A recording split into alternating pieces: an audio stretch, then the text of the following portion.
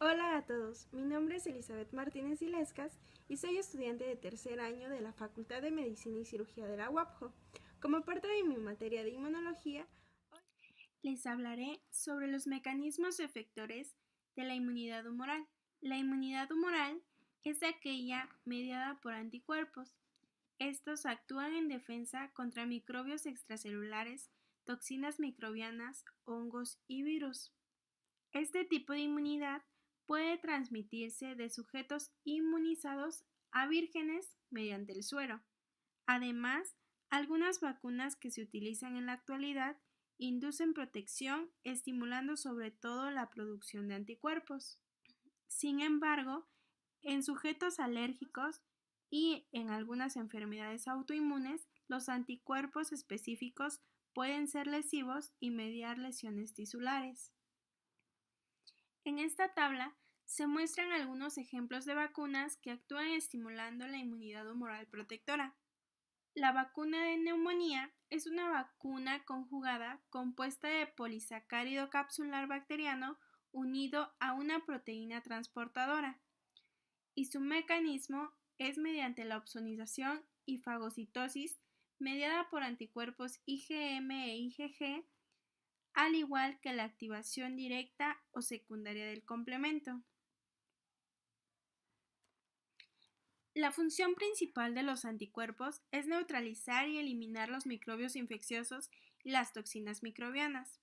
Estos anticuerpos son producidos por células plasmáticas en órganos linfáticos secundarios y la médula ósea. De allí entran a la circulación y viajan por todo el cuerpo. Los anticuerpos, que son producidos en los tejidos linfáticos asociados a las mucosas, son transportados a través de las barreras epiteliales hacia las luces de los órganos mucosos, como el intestino y las vías respiratorias, y es ahí donde bloquean la entrada de los microbios ingeridos e inhalados. Además, los anticuerpos también se transportan a través de la placenta hacia la circulación del feto en desarrollo. Los anticuerpos pueden derivar de células plasmáticas de vida larga o de vida corta. La primera exposición del antígeno, ya sea por infección o vacunación, lleva a la activación de los linfocitos B vírgenes y a su diferenciación en células plasmáticas secretoras de anticuerpos y en células de memoria. Las funciones efectoras están mediadas por regiones constantes de las cadenas pesadas de las moléculas de inmunoglobulina. En esta tabla se muestran funciones de los isotipos de anticuerpos.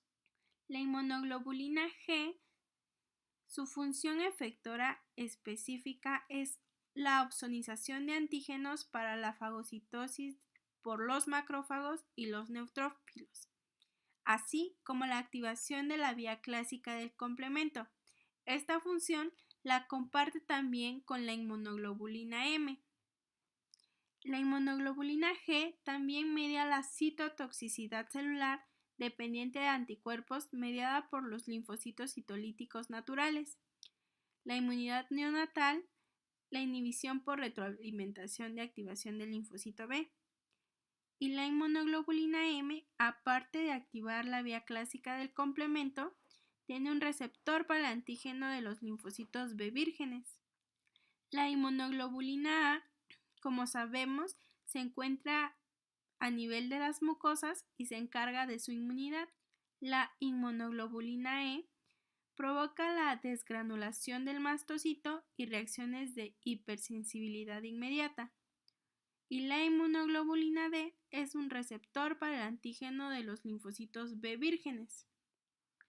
Estas funciones las desencadena la unión de los antígenos a las regiones variables de los anticuerpos. La unión de los anticuerpos a un antígeno multivalente, ya sea polisacárido o un epítopo, acerca las regiones Fc de los anticuerpos entre sí. Entonces, los mecanismos efectores se activan cuando los anticuerpos se encuentran y se unen de forma específica a los antígenos. En esta imagen vemos las funciones efectoras de los anticuerpos. Los anticuerpos contra los microbios y también las toxinas de estos microbios van a neutralizar a estos agentes, los opsonizan para la fagocitosis, los sensibilizan para la citotoxicidad mediada por anticuerpos y activan el sistema de complemento. Y como ya vimos, estas diversas funciones pueden estar mediadas por diferentes isotipos de anticuerpos. Neutralización de los microbios y las toxinas microbianas.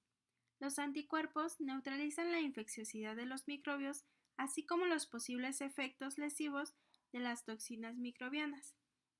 Esto lo hacen bloqueando su unión a los receptores celulares. Aquí hay dos ejemplos: el virus de la gripe, que utiliza su hemaglutinina para infectar a células epiteliales respiratorias, y las bacterias gram negativas, que utilizan sus fimbrias para unirse a las células y después infectarlas.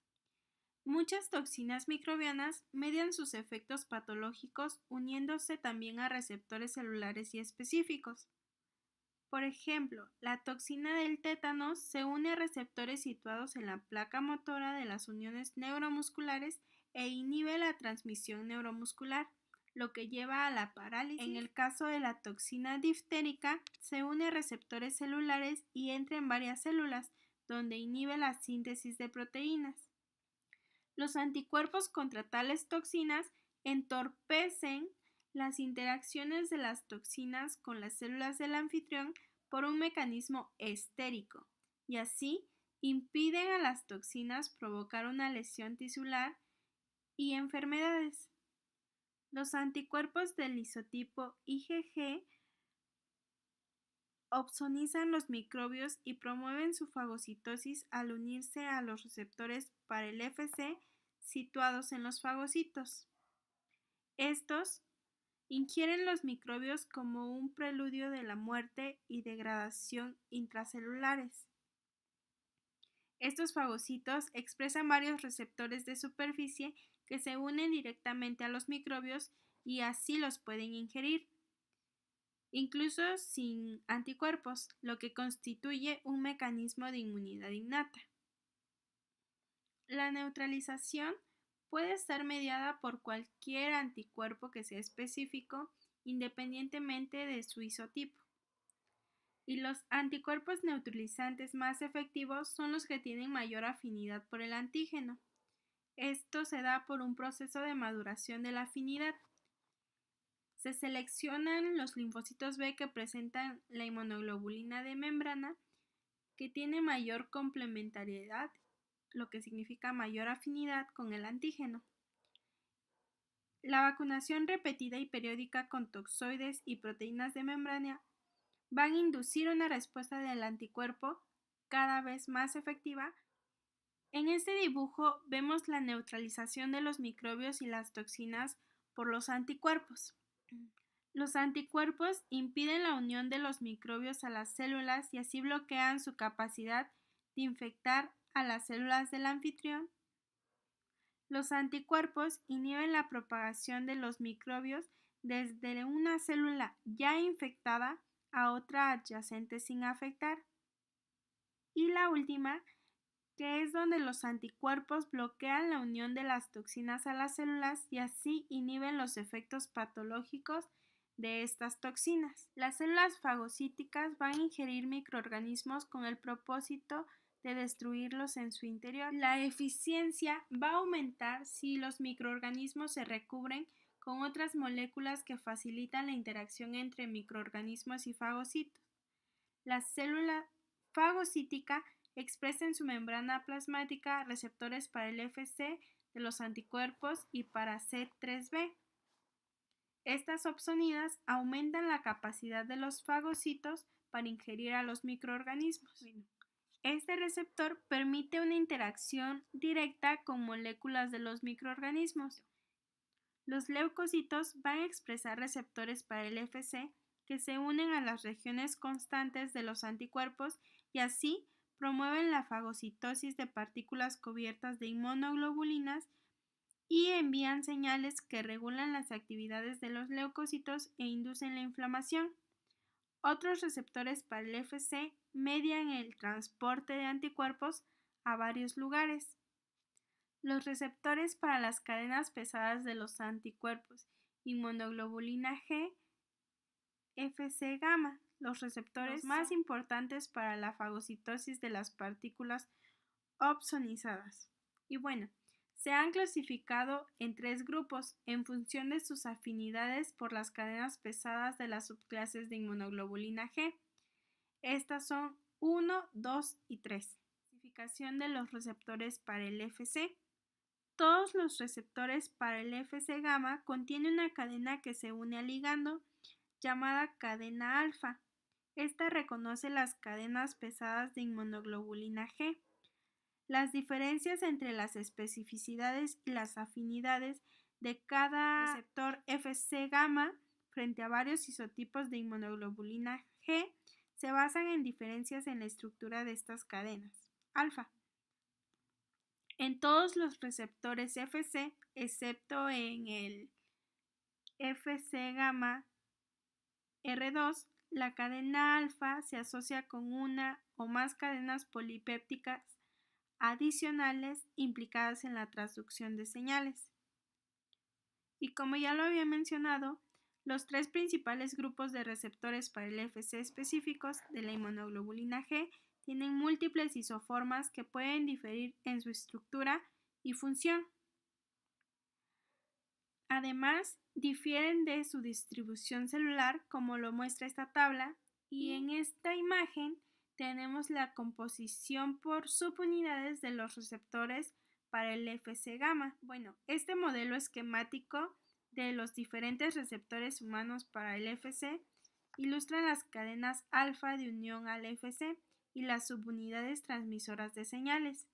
El Fc gamma R3b es una proteína de membrana anclada al glucofosfatidilinositol sin ninguna función transmisora de señales conocidas.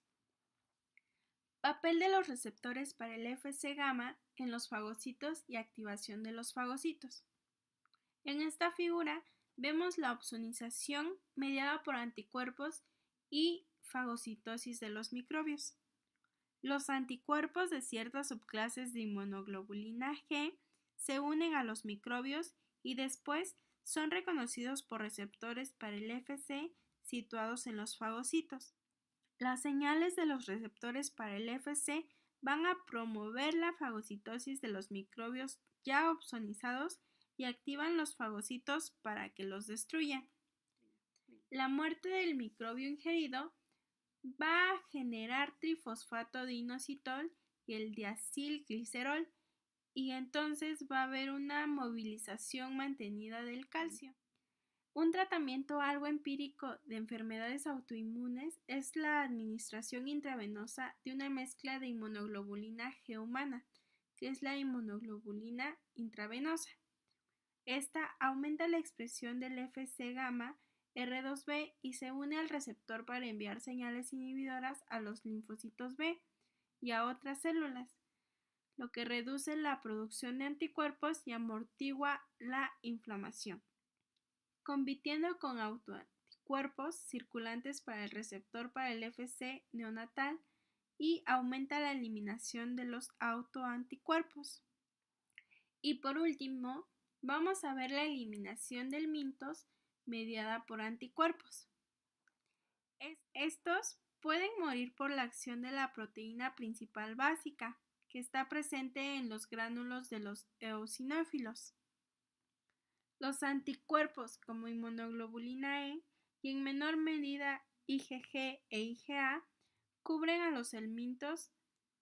Pueden unirse a los receptores para el Fc situados en los eosinófilos y provocan su desgranulación. El receptor para Fc de afinidad alta de los eosinófilos carece de cadena beta transductora de señales y solo puede enviar señales a través de la cadena gamma asociada. Los anticuerpos de inmunoglobulina E pueden iniciar la desgranulación local del mastocito a través del receptor para la inmunoglobulina E de afinidad alta. Bueno, los mediadores del mastocito pueden inducir la broncoconstricción y y aumentan la motilidad local. Esto contribuye a la expulsión de los gusanos. Las quimiosinas y las citocinas liberadas por los mastocitos activados pueden atraer a los eosinófilos y provocar también su desgranulación. Y esto sería todo. Aquí está la bibliografía donde pueden encontrar más información sobre este tema y adiós.